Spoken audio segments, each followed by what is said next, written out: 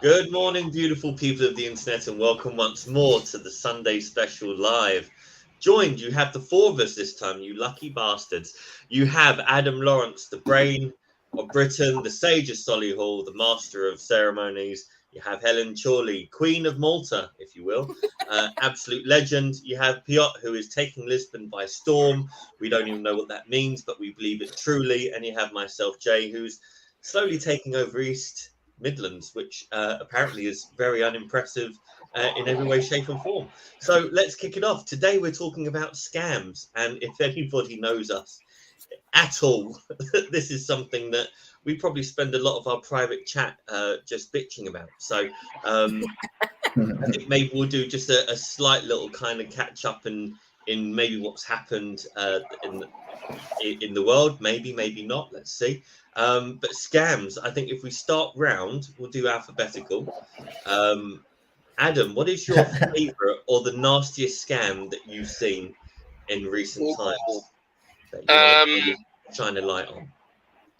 The nastiest one. Well, there's kind of two things that spring to mind. Really, is sort of the prevalence or the pervasiveness of some of these that just get repeated again and again and again and again and again, and then some of one of the nastiest ones, which I was actually personally involved in as the scammee, to be clear, not the scammer, was one where a guy had broken into a property that was empty and unencumbered, changed his name by deed poll to the name on the land registry title of the property, and then phoned a whole bunch of cash buying companies to try and get one of them to buy the property off market, so there wouldn't need to be a board or a this or a that or the other.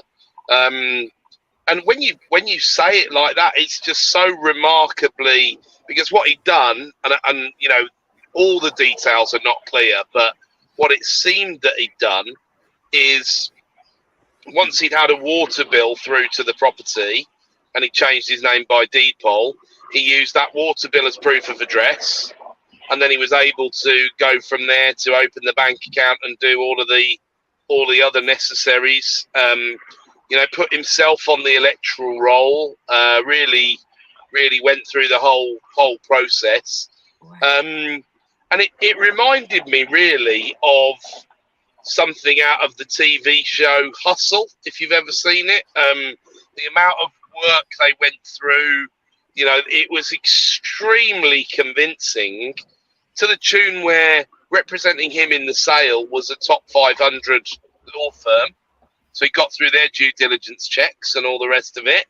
And we only found out, it was fortuitous, really. We'd exchanged, we should have completed, but luckily our favourite bridging lenders were late sending the money. So we'd exchanged contracts late on a Friday. The money was going to go out on the Monday. We were doing some work on it over the weekend, and we spoke to one agent. He said, be careful, because this could be a scam. And thought, wow, but he said, no, there's been 7 or 8 of these in the area over the years with these sorts of properties. And I can give you the number of someone who's been caught by this. And interesting, he gave me the number of a guy who now is a member of PIP London, and we get to chat occasionally. And he'd been scammed not on the same property, but by the same person. Wow. He'd actually gone through with the purchase, flipped it into auction to trade it, and when it was in auction, someone rang him up to say, "What the hell are you doing selling my house?" And he said, "Well, it's not. It's my house. I bought it off the vendor."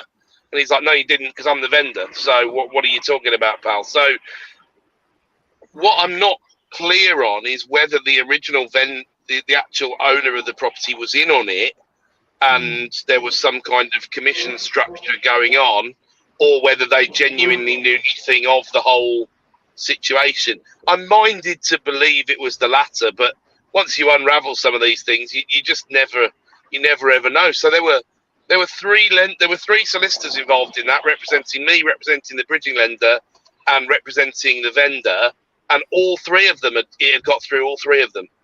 And it was actually, when the agent said this to us, I started to look on 192.com and found that there was a gap in the electoral roll where the vendor had left the electoral roll and then had gone back on. But when he went back on, he was a different age, so he was younger than he was some years before, and that was the piece that I picked away at that said, actually, I really think this could be a scam.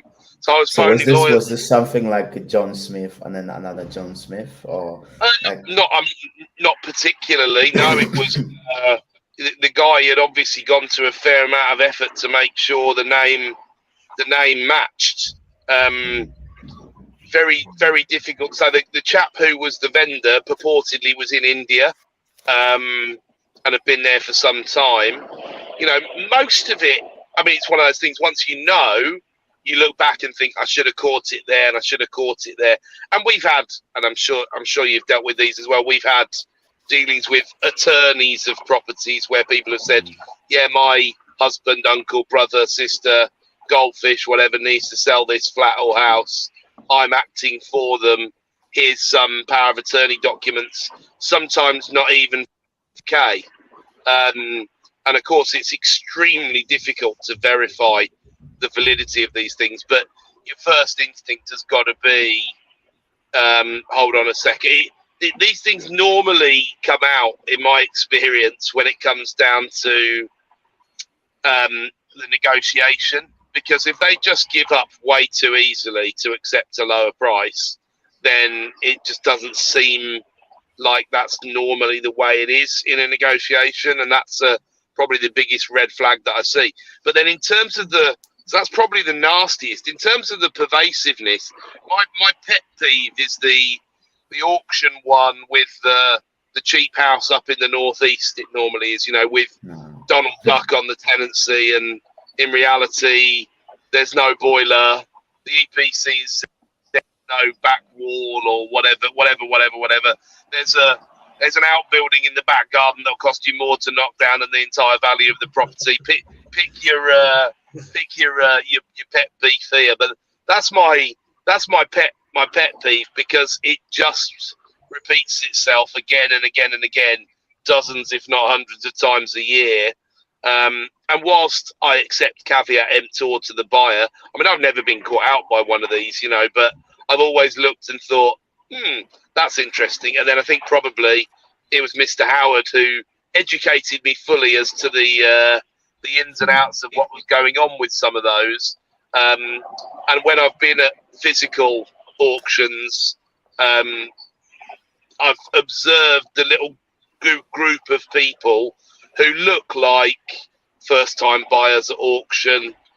They think they're getting a bargain. They're seeking some yield outside of the capital. Yes, yeah, you look, they're trying to line their own pockets. Of course they are. That's what everyone's in the game for. But they're just getting murdered by the system, really. And the auction house is kind of going, well, you know, we just won't look too hard at Donald Duck on his AST.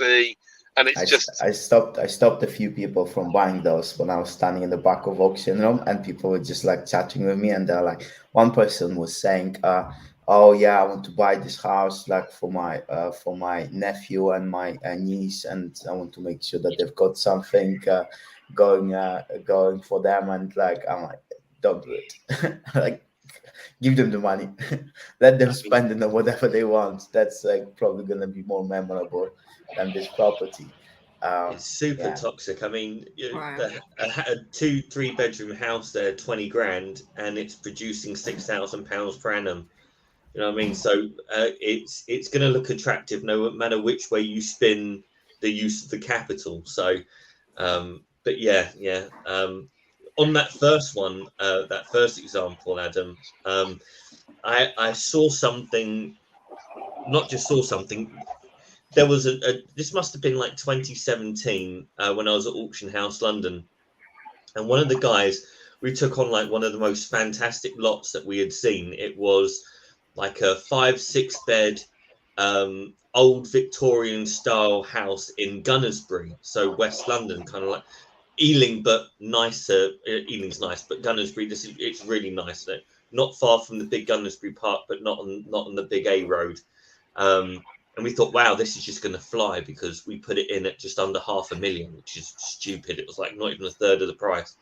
And and it was going really well. We were dealing with this man in his mid to late 50s, white guy, just seemed like credible, just seemed like he needed the money to get away, wanted a smaller property, wasn't handling it by himself. His wife had passed away. So all of the things were kind of lining up to this guy. They've got no mortgage against the property. I learned this is a big red flag as well. They got no mortgage against the property. He just wanted to move away closer to his children. All of these things are making sense. Like, okay, yeah, this is believable. The guy clearly gets on board with what auctions are. You put it in low because people are going to bid it up. So, we thought the guy had trust in the system. So we're about 5-6 days away from the auction, and what can only be described as a whirlwind of sheer lunacy kicks off.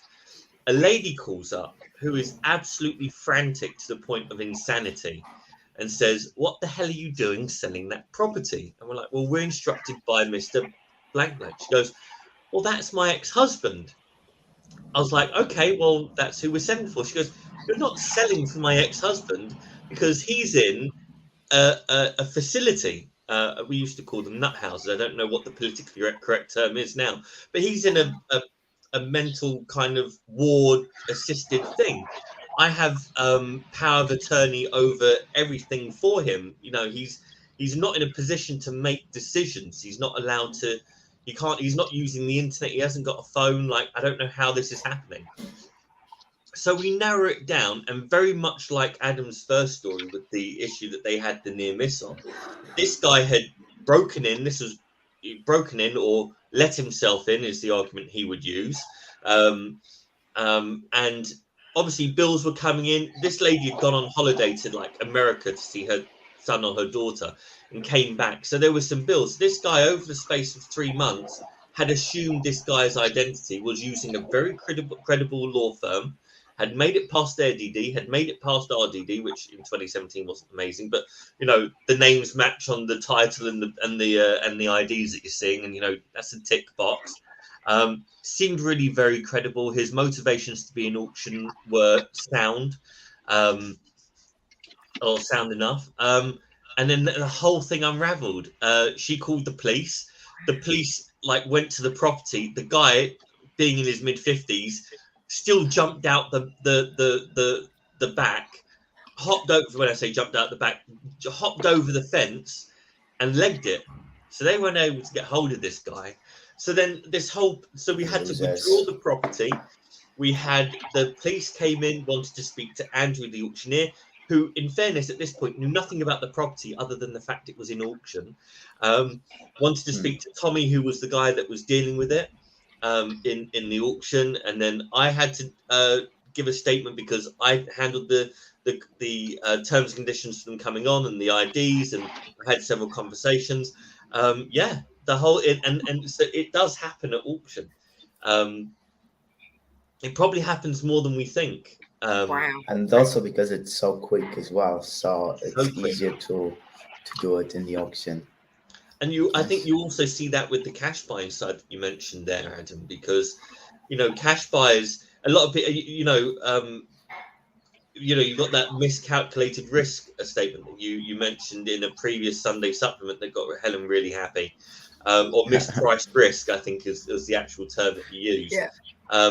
And this is what people don't understand when they're like, "Oh, cash buyers, they are offering so much below." So, well, you don't understand the risk that they're taking on. They don't get a full pack of information. They don't get to do searches. They don't get this, that, and the other. They have to make an offer that they can proceed on, normally within 72 hours.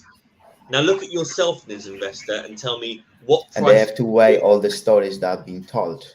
Oh, I'm selling this because of this. And then it gets to you. It's so easy that it gets to you and makes you think a certain way. And then a decent percentage of things will have been covered up. There's no two ways about it. I mean, there's an old saying which I learned from bookmaking, but it would apply to a bridging lender, or it would apply to all sorts of things. When you start a new business, the first 100 customers are people who can't get a bet anywhere else. No one else will allow to bet with them, or the thieves and the vagabonds that you don't want to be serving. So you can apply that to most things where you try and break into an established marketplace. Yeah. And that's part of the, some of these people have phoned, 30 cash buying companies to catch the one where someone goes, yeah, we'll have a go at that one. Yeah, no problem.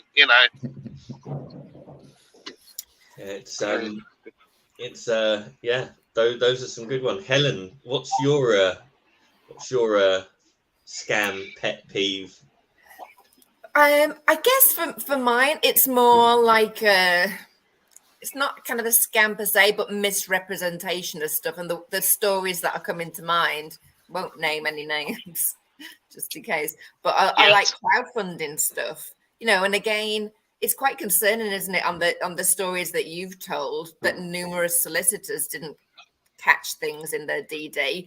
And I think that's the same for some crowdfunding sites. There are great crowdfunding sites as well, needless to say, but that things weren't caught that have later come out on the DD, in some of those. And the theme that I'm getting, and it's similar to the stuff that I've seen on the things I have in mind, are these like stories that get built and these layers that get added in, and it's all just forms this beautiful like smoke screen that really actually takes some unraveling. And I guess, I don't know, you'd think the longer somebody has to look at that stuff, then the harder it would be to maintain that smoke stream. But some people are really, really very good at it. And I normally get a sniff of it before. My average is about 2 years before everybody else, and everybody catches up 2 years later. But it's still got past me on a couple of occasions. So it's like a tapestry, isn't it? It's like a bloody And often it's not even one thing. It's just like a feeling. You're like, there's just something like, ooh, about that person or that story. It's not even, that doesn't add up. It's just like a sixth sense. It's almost as like there's just something, can't quite put my finger on. And then later down the road, that all comes. But as you say, with the auctions, there's just not time to be able to do that. It's just transactional, bang, bang, bang, bang. It's why I go on about, like, God, honestly, the amount of time I seem to waste fielding messages. I've got on LinkedIn, I'm thinking, I've got this deal. I want you to be my investor. I'm like, I'm sorry, I only invest with people I know. And it's for exactly these reasons. It's because somebody bites, don't they? It's yeah. I've got two scams that are my most annoying one, but they're like nowhere near as big as yours. They're like tiny little scams, but they're like very persistent. In this situation, a scam is a scam. Size doesn't matter, Piotr. You tell the story. The theory is important, definitely. It'll be given the same weight, I promise you. Yeah. Okay. Great. Parking tickets. You have no idea the inbuilt hatred he has for parking tickets. I read the website, I learned law about this, and I challenge every parking ticket. And they're like 50 hours of challenging to save 50 quid. Not the 50 quid I'm saving, it's my honor and my values. It's worth every single minute. But yeah, I'm like challenged so many parking tickets where like, because once you get a parking ticket, it's like, even if it was given incorrectly, like you mostly like just pay it. But I just refuse to pay it. Like, and I find like sometimes I got parking tickets where like clearly the signs were wrong, and I'd still get a ticket because the parking warden was just lazy, and probably they're motivated by just getting parking tickets. And then I challenged it, and then so I got tickets basically cancelled by Islington, by Westminster. I took Enfield to court or the tribunal, and I basically got that overturned. So yeah, please don't give me parking tickets. I love it. But I Actually, when you say it like that, they are playing the game of chances. I used to regularly get parking tickets in Vauxhall for parking on my street or outside my place, but on the street with a residence parking permit. So like and what they just didn't look or what? But again, every time I had to appeal those, but I think some people would just be, whatever, pay it, fine, whatever. Yeah. It is, and also like there's this whatever 14-day period where you can just pay for reduced fine, and people think if they appeal they lose that right, and actually don't. That's extended. So after the appeal, if you appeal within the 14 days, then once the appeal is decided, then if they don't agree with your appeal, you still have the 14 days to pay the reduced fine. So you don't lose anything. In fact, you can gain up to 27 days of reduced fine. I love it. So yeah, that's mine. With parking tickets, I'm a big fan of, if you pay council tax, you're domiciled in the UK, you pay council tax and you pay road tax, conceivably there should be no reason for you to have to pay for parking, because you're already subsidising the use of the roads and the maintenance and all these other things, right? So it's a bit of a nothing. I think you shouldn't be able to park on like cross-hatched areas or blocking in ambulance areas or blocking in fireplaces, but like paying for parking is a scam in and of itself. Fortunately, I'm in a town where we're in a free parking zone. The entire little town, you can't go anywhere and pay for parking. It's all free parking. I mean, some of it's like limited. You can stay here for 5 hours free, but then you have to move, which I think is right, because that's how it should be. Have you ever actively tried to get a ticket? Because I've done that in Malta, because the fines are so cheap. I went to park by the beach on a Saturday morning in summer, which is just like, good luck with that. So I just parked next to somebody, and it wasn't on yellow lines. I don't know why it was technically illegal. Don't know why I got a ticket, but I came back, got a ticket. The fine was €11. I thought, hey, that's just an hour in London, so I'm happy to park there every week. So that was my choice every week. I'm like, that's quite a bargain for a whole day at the beach. So the parking fine is like a parking ticket. Like you'll just go, oh, I'll just pay. Yeah, the fines in the world outside of London are like relatively inexpensive. You rarely will pay more than like 20-30 pounds or 20-30 euros. So yeah, it's and it literally, with all the additional whatever nonsense in London, it literally was, last time I was back, it was over 10, I think it was £12, because I had a diesel guzzler at that time, this was a couple of years ago, was something like £14 an hour. There's a company that basically I don't know what they're called, can't remember the name, but they basically are responsible for transporting cash from companies. It's a famous UK company. Oh yeah. Serco. Armed guard vans. Yeah, those ones. Yes. So they actually went all the way to like, I think, Supreme Court or somewhere, like about those parking tickets, because what they argued is they get a lot of parking tickets because they park on yellow lines, double yellows, and because it's the nature of the work.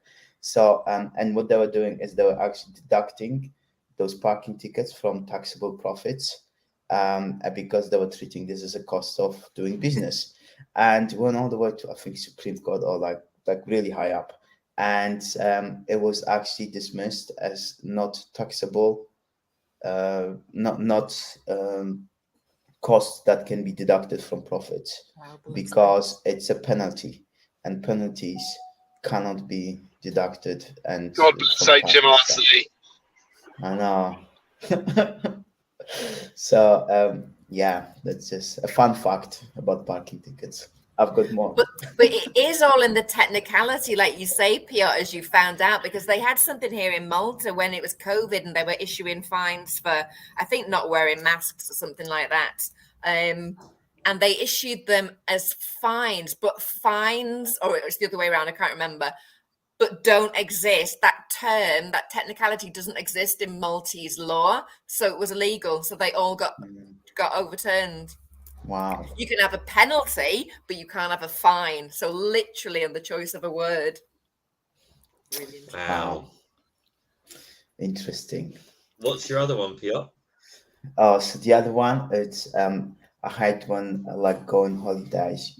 There are those restaurants or those places where they just target tourists that they know they're not gonna see again, and they'll just like add things to the bills and like make things super expensive or give you something you didn't order. I just hate like those kind of places where you don't know stuff, like you just come in and they like target you, they see you from out, like, and then they're like, no, like if they get you into the restaurant, they have your money. That's one thing that I hate. Yeah, the Ruins my two-tiered holidays. pricing system. Yeah, I get that in Malta. Just not at parking fines. Yeah. So those are my two. But there's plenty of those in the auctions, like the ones. Say you want to. I have two as well. Two. So I'm using this as a very figurative term. I have two that I'm willing to share. The first one is the abuse, misuse, and disgusting practice of NLP. It's con work. It's absolute scammery in its most. Come on, team. You agree with me on this one, don't you, team? Yeah. Fucking hell, I hate it. By now, I agree with you. By now, I know what you're talking about. Right about at this moment in time, right now, by now, whenever you're ready, just. No, I hate it. It's got to be one of the most pervasive, disgusting, despicable, sluttiest things you can do to bastardize language, manipulate psychology. And this is coming from someone, I love language. I did psychology. NLP is absolute filth. And if But you like, use how it, can you call NLP filth? Like it's same like you call mythology absolute shit. It's not. It's like how you use things. Apply some context. Apply some context. How did I start this conversation off? I started off by calling it the misuse of NLP is absolutely filth and disgusting. So we're just following on the terminology in terms of the context of my conversation, not dismissing the entire practice when it's used correctly. This is purely focusing on the arseholes that use it to manipulate and monetize, rape and pillage people that are looking to kind of better themselves. In that respect, NLP is absolute filth. Misuse of NLP. The misuse. Be precise with your language. I will be precise. The misuse. The misuse of NLP and the overuse of ending in a 7. Yeah. That I agree with. That's absolutely abhorrent. It just disgusts me on several primal levels. But I think this is the same thing as like everything depends on people's intention, and they can take whatever it is that it's available to drive people from like or basically take advantage of someone wanting something really much, like very much, and then just drive it into that kind of space of scamming, abuse, and yes, that's my first one. I think, and that's everywhere. But I've started playing chess again. This is my second one. I started playing chess, and I thought chess has got to be a bit of a safe haven, right? You've got to be thinking it's an electronic thing on the phone. I'm sitting there. I'm playing chess. I'm having a good time. I'm winning more than I'm losing, which is one of the things I like about the activities that I do. I tend to be fairly decent at them. I tend to stay away from things I'm shit at. But I'm doing exceptionally very well, and I'm getting a lot of players from America because on this specific app it shows you the flag of where the person is or how they've signed up. A lot of American people. So they start a friendly chat. Oh, that was a really good move. Do you want to play again? Blah, blah, blah, blah. And I'm like, yeah, okay, this seems like a friendly chess playing community. They were all trying to sign me up to Forex trading through their account or buy some cryptocurrency and put it in their wallet and they'll manage it. And I'm like, you have and I was sitting, and that really got to me. Just like I was in Wow. a space away from investment. I was in a space of pure intellect and strategy, Wow. and there were still people trying to No scam one me. is safe. No one is safe from Forex. No one and nowhere. Just nowhere is safe. Do you know Wow. what? It's true, because on a lot of like dating apps that I may or may not use now and again, loads of the men put on there like, I'm not interested. Like basically a lot of women or pretend women profiles on there trying to get people into FX and crypto, just saying, I'm not interested in investment, like scammers, like sod off, don't contact me. So yeah, and like having had my profile copied on Insta, like I don't know, 3, 4, I don't know. They seem to be going through a phase of copying. I know Danny Inman had it loads, but loads Yeah. of property people had their profiles copied to message people to tell them they invested in. I had some corkers. People sent me the messages they'd send. I put them on my stories at one point. It's really funny. It's like, and it's just stuff that I would never say. I'm like, why are you entering into a conversation with this? Like, pretend me. Does that sound like something where I would say, I attribute my success to? I'm like, have you ever heard me say that? Is that my kind of language? Like, I struggle with feeling like a failure most days. So the fact that I could even bring myself to say that, let alone write it, should have been enormous red flags to you. And I saw a property trainer getting really upset that their Instagram thing had been done, and goes, whatever you do, this person is a scammer. They're just trying to take your money. I kind of thought, you can't see what you're saying. I mean, this is one of the people that uses the 7 at the end of everything, the toxic NLP stuff. They do all of that, and they're like, no, don't listen to this person, listen to me. And it was kind of like, well, you can't be too upset with the person who's ripped you off, because they're doing roughly what you're doing, just in a very different way. But you're expecting like people to notice the difference in the scamminess. And that's when it became different. I obviously didn't message or say anything. I just found it very funny. The irony. The universe has a great sense of humor sometimes. Yes, sometimes it really does. I tell you what, there's another scam that's annoying me at the moment. That's actually about a couple of property trainers pretending to have a fake row so they can have a pretend fight. I'm just like, oh guys, get over it. Come on, like, there are people interacting with these posts like they don't know that this is there is a media thing that's being collaborated between them. Like, there's nothing there. I mean, obviously they think that the other one's a bit of a prick. Of course they do, because they don't want people that they could be training going to the other trainers' thing, right? But the reality is, it's nothing. I saw this post, and I was telling my wife about it a couple of days ago. This guy who does like digital marketing or social media marketing, he's got really ears that just kind of come out here. He did a post. If you're married and you're in your 30s and your wife works, then you're a failure as a man. And I kind of, at one point, I was like, I was going to draft a message. I thought, that's exactly what this asshole wants. Yeah. He wants the like or the comment. He wants the argument. Like, you don't give people like that the oxygen.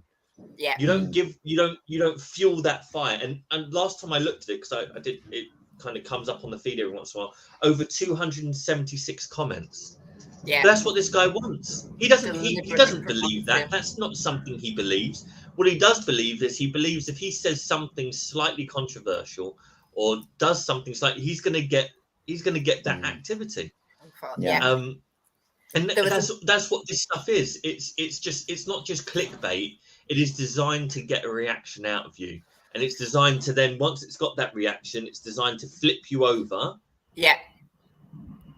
And then just put you into some funnel or fuck you in one some way or another. That's it. That's what this is for.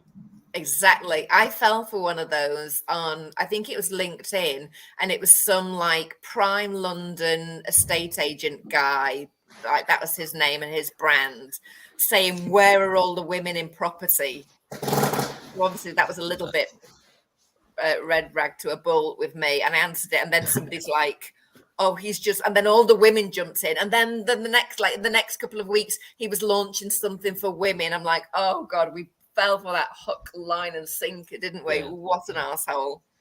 So then I've I lost. mean, sometimes it's smart, sometimes it's done well, and sometimes you look at it and just cringe. Well, this is it, and this is where it became obvious to me. Like, if he'd really believed that, like he was just letting the comments come in. There was no engagement with the. This is why I said it. This is what I mean. I understand your point. There was no. It was just like trying to get that engagement, as you say. Like, you, what an asshole. I think we should put a post on social media saying, if you sleep past 8 a.m. on Sunday morning, you won't succeed in life. Agree or disagree? Agree or disagree? Oh dear. I think we've covered a wide gamut of scams and scammery for people to kind of keep their eyes open for. Yeah, I had one recently which was actually really very good. It came up on my phone as a call from Barclays customer care. So I answered it, and they said, we're calling you because it looks like your account has been hacked. Someone's trying to take 700 and something odd pound out of your account. And can you go on to your app? Yeah, can you go onto your app and authorize us to kind of close that off? And I was like, hold on. When I open the app says on this note, do not send this to anyone, including us. He goes, oh no, that they just put that there. And I was like, let me call you back. I'm going to go to the toilet. And I called the actual number on the website, and they're like, yeah, someone's just tried to access your account. They had some, they were confirming some things to me, and one of the things that really made it clear to me is I got one of these text messages saying, oh, you've got a parcel that needs to be cleared through whatever, right? And I was like, well, I had ordered I'd won some stuff at auction on one of these archaeological auctions where you can buy anything really. I mean, just loads of bones and meteorites and cast gold and stuff like that. My birthday present from Jay. Wow. A meteorite landed, and when it hit the earth, it kind of fused gold and bronze together. So that's really cool. So I get a lot of that stuff coming in. Like I don't get stuff coming from Amazon, but I get stuff coming from all over the place. And one of these things, it was like, it goes, oh, you just have to fill out this form for us to like clear it. And it asked me my date of birth, and I thought, that's the most random thing to ask me for a thing. So I put my wife's date of birth, thinking it doesn't matter. They're going to check my date of birth before they send me a meteorite that's 6 billion years old. I don't think so. So this person's on the phone going, oh, no, I'm definitely from Barclays. And they were like giving like my full name, my address, all this other stuff. And I was like, yeah, well, your date of birth is blank, blank, blank. And I was like, let me call you back. That was my wife's date of birth. And I thought, wow. And my mind immediately clicked to that. And I was like, okay, yeah, I'm out. But and then I had to call up Barclays, and we were on the phone. I was like, I'm just going to deal with this.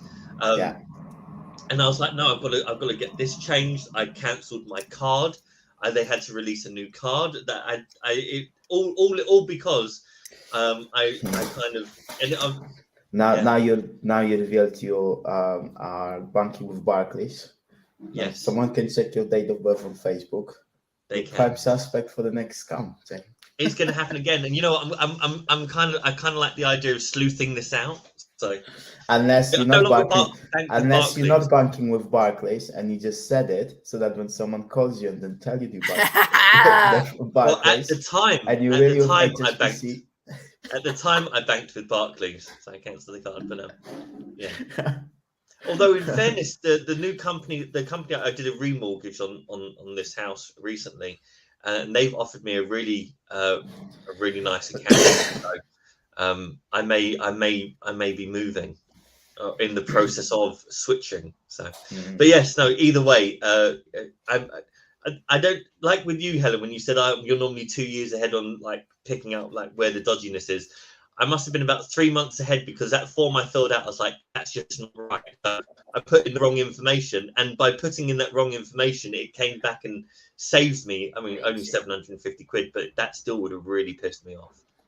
Yeah, there's this one developer who you'll be hearing a lot more about, I think, this year, and Wait, said, just to clarify, because Piotr's really big on clarity this morning. And it's Yes, early please. morning on the Sunday, but Piotr Yeah. is big into clarity.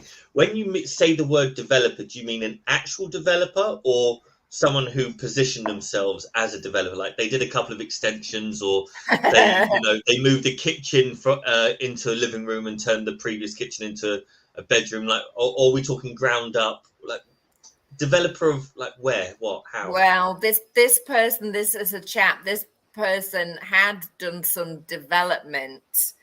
He positioned himself as a successful developer. That is now most definitely very questionable. Whether any of the stuff that he'd previously done was profitable at all. And there was just some stuff at the time. And, I'd seen somebody very similar, a lady actually, very, very similar model, very similar profile, very similar modus operandi. And I'm just like, it just looks like this, but a different gender. And I said to people at the time, what about this? What about this? No, it's okay. But guess what? Still dealing with the aftermath of that one. Both of them, actually. It's random. We tend not to pay too close attention to trainers or all these other things, but we were invited to a networking event in London. It was an evening one. Which doesn't narrow it down at all. It just removes one out of it. But it was a big event, and I think I was doing a little speaking segment, and there was a couple of others, and then there was this lady who kind of got up and said that she worked in banking, high level banking in the city, whatever. And me and Piotr were sitting there, and everything that she was saying was just kind of like tropey things that you'd expect people to be saying, and we're looking at each other going, this is bullshit. Like, oh, I do this for my investors, I do this for my clients, this is how I do this. And we're like, okay, well, everything you've said is close to common sense but doesn't quite work. Do you remember that, Piotr? We were looking at it going, this is bad news. It's like I knew if I ask like one like penetrating question, like it would all fall apart. Yeah, and we even afterwards we went up to the host that we know quite well, and we said you can't do that again. Like none of that was, yeah. It's bad. It's bad. It's everywhere. It really is. And well, we liken it a lot to real estate and property, but it's not. It's everywhere.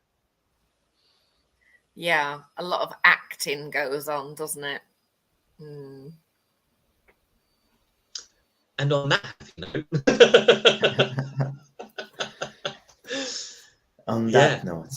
that note. Yeah, I think before people start barricading their doors and windows and shutting off their internet so that no one can get to them to conduct a fraud against them, we just let people live happy lives. But yeah, those are obviously some of the ones that stick in our craw, I guess. Yeah, and it would be interesting to know what other people's experiences are with those things. Let us know. Yeah, we'll come back to those things after the chat. We'll respond in the comments. For now, that's about it. Well, guys, we could run another little prize. Who fancies doing another little prize? Go on. Piotr's going to like this one. This one requires very little effort from Piotr. Piotr's going to like this one. The person who has the best story gets to join us live on a Sunday morning to talk through it. Yeah. Like if the story sounds interesting, just on the premise, on the whatever you're going to post in the comments, if all of us go, wow, we need to hear more, you get to join us live. How about that? Wow. A bit like a red flag due diligence masterclass. Oh, love it. Yeah. Whoa. Okay, I like that day. Yes. Yeah. Oh, brilliant. Okay, well, the competition started now. So, guys, put the comments in, put your stories and horror stories or lucky escape stories, whatever that is, in the chat, and we'll pick the winner for the next time. Yes. Fantastic. Okay, well, Adam had to go off to drive, but we'll be back next week, and looking forward to seeing you there.